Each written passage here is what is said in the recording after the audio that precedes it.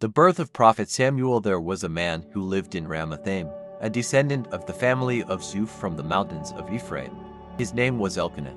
His lineage with Zuph of Ephraim came from his father, Jeroham, his grandfather, Elihu, and his great-grandfather, Jehu. He had 2 wives. The first was named Hannah, and the other, Peninnah. Every year, this man traveled to Shiloh to worship and offer sacrifices to the Lord of hosts. Eli and his 2 sons, Hophni and Phinehas, were priests of the Eternal. Elkanah would offer the sacrifice and serve the sacred meal, giving a generous portion to Hannah because he loved her deeply. However, because the Eternal had not given her children, her rival, Peninnah, provoked her mercilessly, constantly reminding her that the Lord had left her childless. This happened every year whenever the family went to the Lord's sanctuary. Hannah already knew she would be provoked, so she would weep and even lose her appetite. One time, Elkanah, her husband, asked Hannah, "Why do you always cry? Why don't you eat? Why are you so sad? Am I not better to you than 10 sons?" That day, after eating, Hannah composed herself and quietly slipped away to the sanctuary. The priest Eli was sitting at the entrance of the Lord's temple as usual. Hannah prayed to the Eternal and made a vow. "O Lord of hosts, if you will not ignore me and act in my favor by giving me a son, I will dedicate him entirely to you. I will set him apart for a life of holy discipline." As she prayed to the Lord, Eli observed her closely. Hannah prayed in silence from her heart, with her lips moving, but no sound coming from her mouth. Eli thought she was drunk, so he approached her and asked, "Are you drunk? How long will you remain like this? Give up this habit, woman." Hannah replied, "No, my lord, I am deeply troubled. I have not been drinking wine or any strong drink. I am simply pouring out my heart before the Lord. Do not think I am an immoral woman. I am desperate and suffering greatly, which is why I have been here for so long." Then Eli said, "Go in peace, and may the God of Israel grant your request." She responded, "May you always think well of me." After that, she returned to her husband and ate with appetite. Now she was radiant. The next morning, they worshipped the Lord and returned to Ramah. Elkanah had relations with Hannah, and the Lord remembered her prayer. Before the end of the year, Hannah conceived and gave birth to a son. She named him Samuel, saying, "I asked the Lord for him." When the time came again to go to the annual sacrifice and fulfill the vow, Hannah did not go. She told her husband, "After the boy is weaned, I will take him and present him before the Lord, and he will remain there forever." Elkanah replied, "Do what you think is best. Stay home until he is weaned. May the Lord fulfill what he has begun." That year, she stayed home and nursed her son. After weaning him, she took him to Shiloh with a generous offering for the sacred meal, a 3-year-old bull, flour, and Samuel is taken to become a prophet while the boy was still very young. They sacrificed the bull and then took him to Eli. Hannah said, "My lord, do you remember me? I am the woman who stood here praying to the Lord. I prayed for this child, and the Lord granted me what I asked. Now I am dedicating him to the Lord for his entire life." They worshipped the Lord there, and Hannah prayed, singing with joy because of the Lord's blessings. "I am walking on clouds. I am laughing at my rivals. I am dancing in my salvation. There is no one holy like the Lord, no rock like our God. Do not speak with arrogance. Let no pride come from your mouth, for the Lord knows all things and measures everything that happens. The weapons of the mighty are shattered, but the weak are strengthened. Those who had plenty now beg for bread, but the hungry have more than enough. The barren woman has a house full of children, but the mother of many is left without them. The Lord brings death, and the Lord gives life. He brings down to the grave and raises up again. He makes the poor and enriches them, humbles and exalts. He lifts the needy from the dust, gives hope to the weary, and restores their dignity and respect. He grants them a place in the sun, for the very foundations of the earth belong to the Lord. He has set the world upon a firm foundation. He protects his faithful ones at all times, but the wicked stumble in darkness. No one succeeds in this life by their own strength. The enemies of the Lord will be destroyed by storms from heaven. They will be gathered and burned. The Lord will establish justice throughout the earth. He will give strength to the king and establish his anointed one over all the world. Then Elkanah and Hannah returned to their home in Ramah, while the boy remained in the service of the Lord under the care of the priest Eli. Every year, his mother made a small robe fitting Samuel's size, and brought it to him when she and her husband came for the annual sacrifice. Eli would bless Elkanah and his wife, saying, "May the Lord give you more children in place of the one you have dedicated to him." Then they would return home. The Lord was very kind to Hannah, and she had 3 more sons and 2 daughters. Meanwhile, the boy Samuel remained in the sanctuary and grew up in the presence of the Lord. Samuel grew in the sanctuary at that time. Eli was already an old man. He heard about how his sons mistreated the people and slept with the women who served in the sanctuary. Their father confronted them. "What is happening? Why are you behaving this way? I keep hearing terrible things about your wicked actions, my sons. This is not right.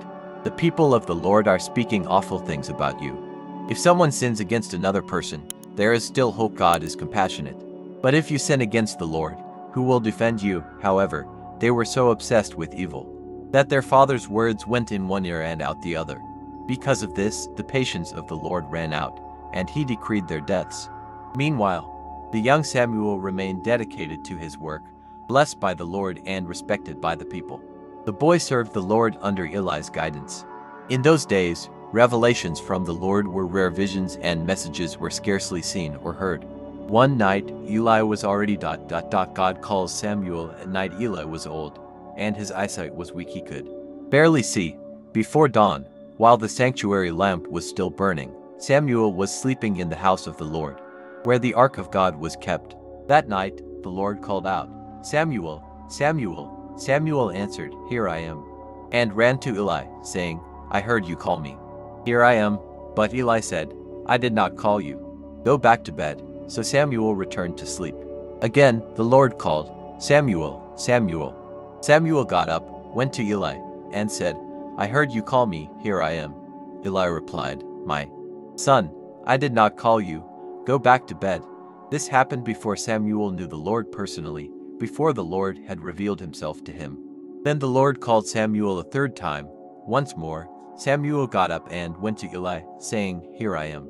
I heard you call me." At that moment, Eli realized that the Lord was calling the boy, so he told Samuel, "Go back to bed. If you hear the voice again, say, 'Speak, Lord, for your servant is listening.'" Samuel returned to bed. Then the Lord came and stood beside him, as before, and called, "Samuel, Samuel." Samuel answered, "Speak, Lord, for your servant is listening." The Lord said, "Listen carefully. I am about to do something in Israel that will make everyone tremble. The time has come to fulfill what I said I would do to Eli's family. He will know that the moment has arrived. His family is condemned. He is aware of the evil his sons have done, defiling my name and my sanctuary, yet he never acted to stop them. My sentence against Eli's family is final. Their sin will never be erased by any sacrifice or offering." Samuel lay awake until morning, then got up early to open the doors of the sanctuary. But he hesitated to tell Eli about the vision. Later, Eli called him, "Samuel, my son." Samuel ran to him. "Here I am. How can I help?" Eli said, "What did the Lord tell you? Tell me everything. Do not hide a single word. May God judge you if you keep anything from me." So Samuel told Eli everything, without hiding anything. Eli responded, "It is the Lord. Let him do what he thinks is best." Samuel grew, and the Lord was with him. His reputation as a prophet became known throughout Israel.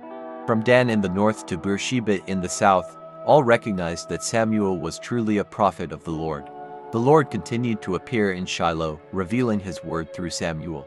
Everything Samuel said was proclaimed throughout Israel, and there was great reverence for the Lord across the land.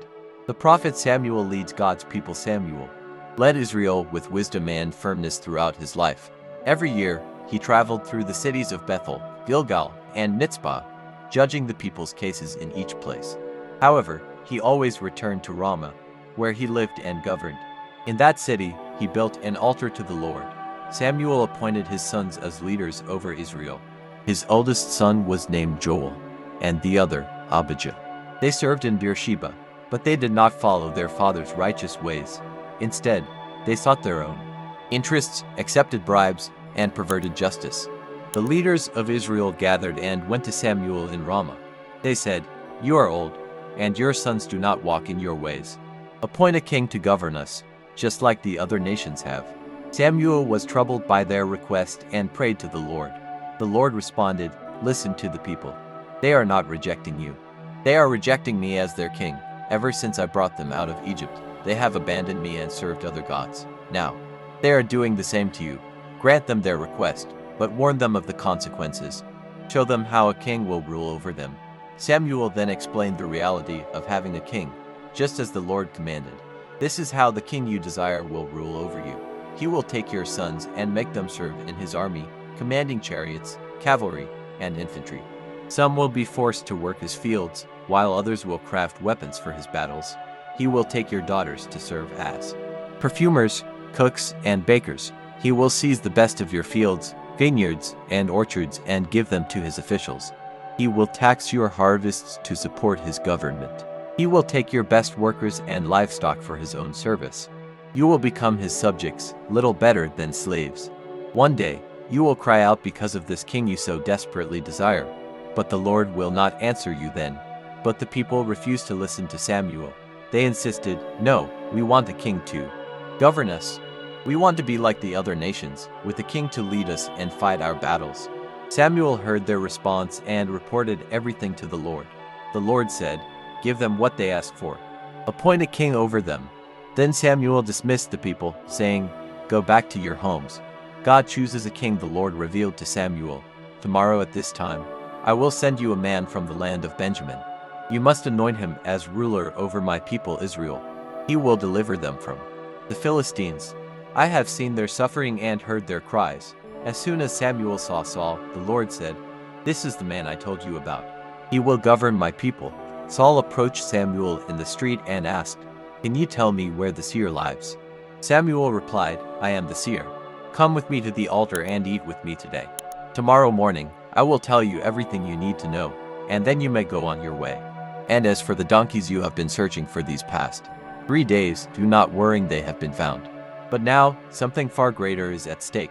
The future of Israel is in your hands." Saul answered, "But I am from the tribe of Benjamin, the smallest tribe in Israel, and my family is the least important in the tribe. Why would you speak to me this way?" Samuel brought Saul and his servant to the banquet at the altar and seated them in a place of honor among about 30 guests. Then he said to the cook, "Bring the best portion of meat, the one I asked you to set aside." The cook brought the special portion and placed it before Saul, saying, "This has been set apart for you. Eat, for it was prepared especially for this occasion." Saul ate with Samuel, and it was a memorable day.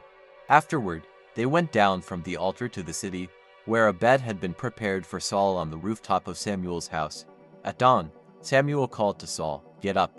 It is time for you to go." Saul arose, and they went outside together. As they approached the city's edge, Samuel said to Saul, "Tell your servant to go ahead of us. But you stay behind for a moment. I have a message from God for you." Then Samuel took a flask of oil, poured it over Saul's head, and anointed him. The prophet Samuel anoints the first king. Samuel kissed Saul and asked, "Do you understand what this means?" "The Lord has anointed you as ruler over his people. This sign will confirm that the Lord has chosen you as prince over his inheritance. When you leave here and approach your homeland in Benjamin, you will meet 2 men near Rachel's tomb. They will tell you, 'The donkeys you were searching for have been found.' Your father is no longer worried about them. He is now deeply concerned about you. As you continue, you will arrive at the Oak of Tabor. There, you will meet 3 men going up to Bethel to worship God. One will be carrying 3 young goats, another 3 loaves of bread, and the third a jug of wine. They will greet you and offer you 2 loaves of bread, which you must accept. Then you will reach Gibeah, where there is a Philistine garrison. As you approach the city, you will encounter a group of prophets coming down from the sanctuary, playing harps, tambourines, flutes, and lyres while prophesying. Suddenly, the Spirit of the Lord will come upon you, and you will prophesy with them. You will be transformed, you will be renewed. When these signs come to pass, you will know that you are ready.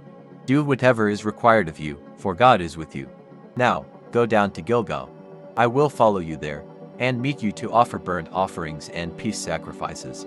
Wait 7 days until I arrive, and then I will tell you what to do." Israel demands a king. Samuel gathered the people before the Lord at Mizpah. He declared, "This is what the Lord says. I brought Israel out of Egypt and rescued you from oppression, delivering you from those who made your lives unbearable. But now, you have rejected your God, the same God who saved you from all your troubles. You demand a king instead. Very well, if that is what you want, that is what you will receive. Present yourselves before the Lord according to your tribes and families. When all the tribes of Israel had gathered, the tribe of Benjamin was chosen. Then Samuel assembled the families of Benjamin, and the family of Matri was selected. Finally, from that family, Saul, son of Kish, was chosen. But when they looked for him, he was nowhere to be found. Samuel inquired of the Lord, "Where is he?" The Lord replied, "He is hiding among the baggage." They ran and brought him out. When Saul stood among the people, he was taller than everyone else, his shoulders and head above all others. Samuel said to the people, "Look at this man the Lord has chosen. There is no one like him in all of Israel." The people shouted in unison, "Long live the king." Samuel then explained the laws and regulations of the kingdom, writing them in a book and placing it before the Lord. He then dismissed the people, sending them back to their homes. Saul's disobedience. Samuel said to Saul, "The Lord has sent me to anoint you as king over his people, Israel. Now listen to the command of the Lord of hosts. I will punish the Amalekites for what they did to Israel when they came out of Egypt. Go, attack the Amalekites and destroy everything that belongs to them. Spare nothing." Saul attacked the Amalekites from Havilah to Shur, near the border of Egypt. However, he and his army spared King Agag and kept the best of the sheep and cattle. They destroyed only what they did not want. Then the Lord said to Samuel, "I regret making Saul king. He has turned away from me and refuses to follow my commands." Samuel was deeply troubled and cried out to the Lord all night. Early the next morning, he went to meet Saul, but someone told him, "Saul has gone to Carmel to build a monument in his own honor. Now he has gone to Gilgal." When Samuel arrived, Saul greeted him, saying, "May the Lord bless you. I have followed the Lord's instructions." But Samuel asked, "Then what is this sound of sheep and cattle I hear?" Saul replied, "The soldiers spared some of the best sheep and cattle to sacrifice to the Lord, but we destroyed everything else." Samuel interrupted, "Enough.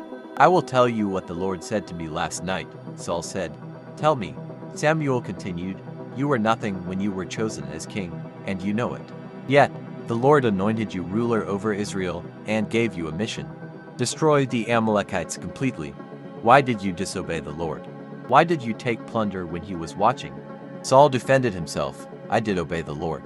I destroyed the Amalekites and captured their king. The soldiers only spared the best sheep and cattle to sacrifice to the Lord at Gilgal." "What is wrong with that?" Samuel replied, "Do you think the Lord wants sacrifices more than obedience? Listening to him is better than any ritual. Disobedience is as sinful as witchcraft. Arrogance before the Lord is as wicked as idolatry. Because you have rejected the Lord's command, he has rejected your reign as king." Saul finally admitted, "I have sinned.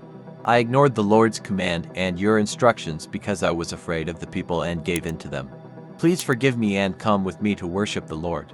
But Samuel said, "No, I will not go with you. You have rejected the Lord's command, and now the Lord has rejected you as king." As Samuel turned to leave, Saul grabbed his robe, tearing a piece from it. Samuel said, "The Lord has torn the kingdom from you today and given it to someone more worthy than you. The glory of Israel does not lie or change his mind. He fulfills his word." Saul pleaded, "I know I have sinned, but do not abandon me before the elders and the people. Come back with me so I may worship the Lord." Samuel went back with Saul, and Saul worshipped the Lord. The execution of Agag. Then Samuel commanded, "Bring me Agag, king of the Amalekites." Agag was brought before him, trembling, and said, "Surely death is past." But Samuel declared, "Just as your sword has left many mothers childless, so will your mother be childless today." Then Samuel executed Agag before the Lord at Gilgal. Samuel returned to Ramah, and Saul went back to his home in Gibeah. From that day on, Samuel never saw Saul again, though he mourned for him.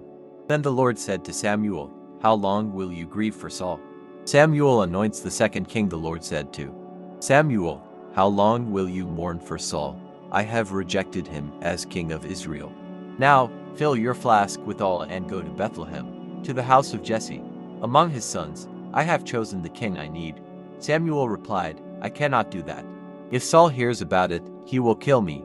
The Lord answered, "Take a young bull with you and say that you have come to worship and sacrifice to the Lord. Be sure to invite Jesse to the sacrifice." Then I will show you what to do and reveal whom you must anoint." Samuel followed the Lord's instructions. When he arrived in Bethlehem, the city elders greeted him but were uneasy. They asked, "What is happening? Is everything all right?" Samuel reassured them, "There is nothing wrong. I have come to offer this bull as a sacrifice and to lead you in worshiping the Lord. Prepare yourselves, consecrate yourselves, and come worship." He also made sure Jesse and his sons consecrated themselves and invited them to the worship. When they arrived, Samuel looked at Eliab and thought, "Surely, this must be the Lord's anointed." But the Lord said to Samuel, "Do not look at his appearance or height, for I have rejected him." The Lord does not judge by human standards. People look at outward appearances, but the Lord looks at the heart. Then Jesse called Abinadab and presented him to Samuel. But Samuel said, "This is not the Lord's chosen one either." Jesse then presented Shammah, but Samuel said, "Not this one either." Jesse brought forward 7 of his sons, but Samuel firmly declared, "The Lord has not chosen any of these." Then Samuel asked Jesse, "Are these all your sons? Do you have any others?" Jesse replied, "There is still the youngest, but he is tending the sheep." Samuel said, "Send for him. Will not sit down until he arrives." Jesse sent for his son, and when the boy arrived, he was healthy, had bright eyes, and was of good appearance. Then the Lord said, "This is the one, anoint him." Samuel took his flask of oil and anointed David in the presence of his brothers. At that moment, the Spirit of the Lord came upon David like a powerful wind and remained with him for the rest of his life. The death of the prophet Samuel. Samuel returned to his home in Ramah. Then Samuel died. The entire nation paid their final respects to him, mourning his death. He was buried in his hometown of Ramah.